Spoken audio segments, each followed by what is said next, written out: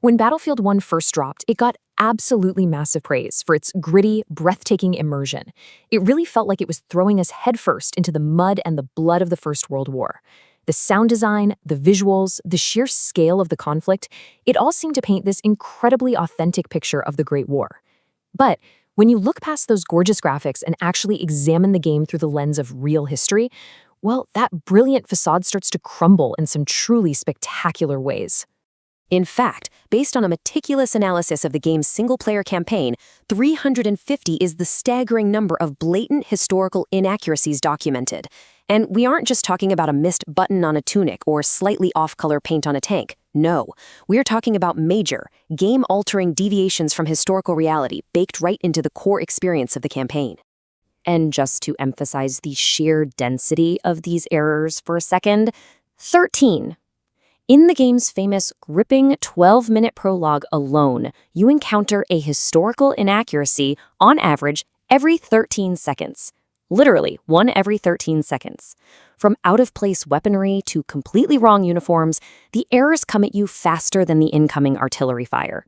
So, for this explainer, we're going to break this historical fracturing down into 4 clear categories: anachronistic weapons, mismatched uniforms, impossible vehicles, and finally, warped geography. Let's dive right into Category 1, anachronistic weapons and prototypes.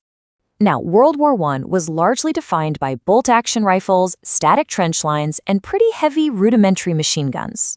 But to keep the gameplay fast and exciting, the developers relied heavily on incredibly rare, experimental, or completely out-of-time firearms. Take the Hellriegel submachine gun, for example. In the game's reality, you can find this weapon lying around in enemy crates everywhere, used by soldiers as a standard tool of destruction. But historically, only 3 photographs of this prototype ever existed.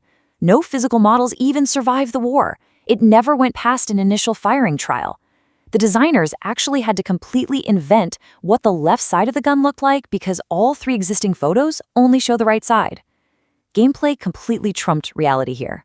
And we see this distortion of time constantly across the campaign. You have game chapters explicitly set in the spring of 1917, yet you're fighting against Fokker Doctor 1 triplanes, which didn't even have their first flight until June of 1917. You've got German soldiers running around with MP-18 submachine guns, a weapon that didn't reach the front lines until late 1918, and even then only in tiny numbers. You even see American weapons fitted with the Pedersen device, which wasn't fielded during World War I at all. Weapons were just yanked completely out of their historical timelines to give players those familiar, rapid-fire sandbox options. Moving right along to our second category, mismatched uniforms and gear. So, creating dozens of historically accurate, distinct uniforms for every single faction takes a ton of resources, right? Because of that, the game uses a rather bizarre copy-paste approach. During the Through Mud and Blood campaign, we play alongside British tank crews in 1918. If you look closely at their generic coveralls, you'll notice a very specific detail: zippers. Now ask yourself, what exactly is the glaring problem with a British tank crew wearing zippers in the autumn of 1918? Well, here's the punchline for you. Zippers weren't actually put on clothing until the 1920s. It's a perfect example of developers relying on generic modern 3D assets rather than conducting strict historical research into the textiles and fastening methods of the era. And this systemic copy-paste laziness really spans the globe. Historically, the famous segregated American unit, the Harlem Hellfighters, was equipped with U.S. uniforms and later French gear and weapons when they fought under French command. In the game, they're wearing British uniforms, British webbing, and British rain capes. Then you have the Italian infantry running around with Swedish ammo pouches and French holsters. But perhaps most glaringly, the Ottoman troops. Instead of wearing their accurate, specifically tailored khaki and tan uniforms, the game simply took the Imperial German uniform models, painted them a light beige color, and just called it a day. Then we have the specialized gear, like the Italian Farina armor. In the game, you strap this on and become an absolute bulletproof juggernaut, casually deflecting machine gun fire and explosions.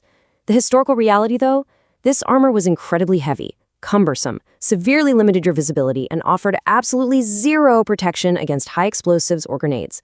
The game takes a highly flawed, easily bypassed piece of historical kit and turns it into an absurd, bullet-sponging medieval fantasy armor just to create a boss fight dynamic. All right, Section 3, Impossible Vehicles and Aircraft.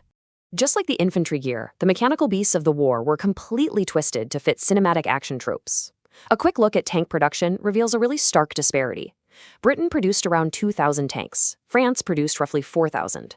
Imperial Germany? They built exactly 20 A7V tanks. 20! Across the entire war. Yet, in just a single day of the game's British tank campaign, your crew encounters and destroys 4 of them. You're blowing up a fifth of Germany's entire wartime armored production in one afternoon. It completely misrepresents the extreme scarcity of German armor. We also definitely can't ignore the Zeppelin absurdities. The game features these massive airships conducting low-altitude frontline attacks in broad daylight, which is basically suicide, and entirely historically inaccurate. They were primarily for high-altitude, long-range bombing or naval patrols.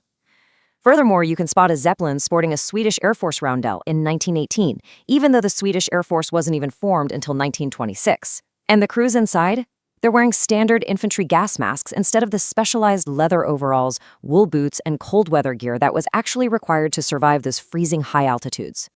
Which brings us to our fourth and final section, warped geography and timelines. It isn't just the guns and the outfits that were changed. Entire battles, dates, and mountain ranges were physically moved or fictionalized just to make the maps more exciting to play on.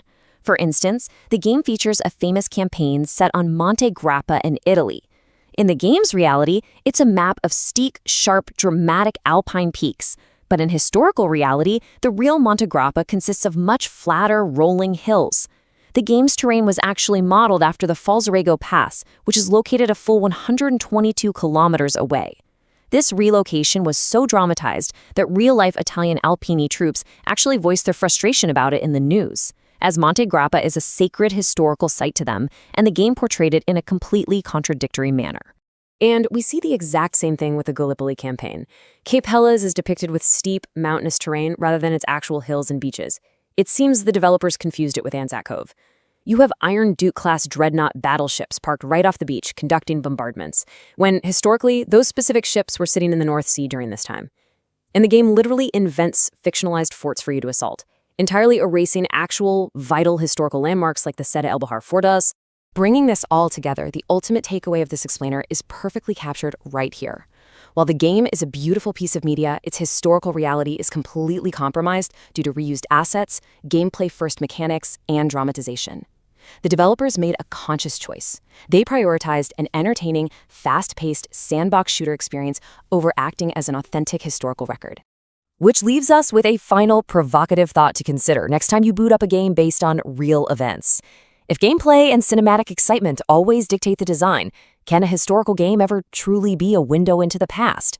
Or is it destined to just be a funhouse mirror, reflecting shapes and colors we recognize, but wildly distorting the truth? Definitely something to think about.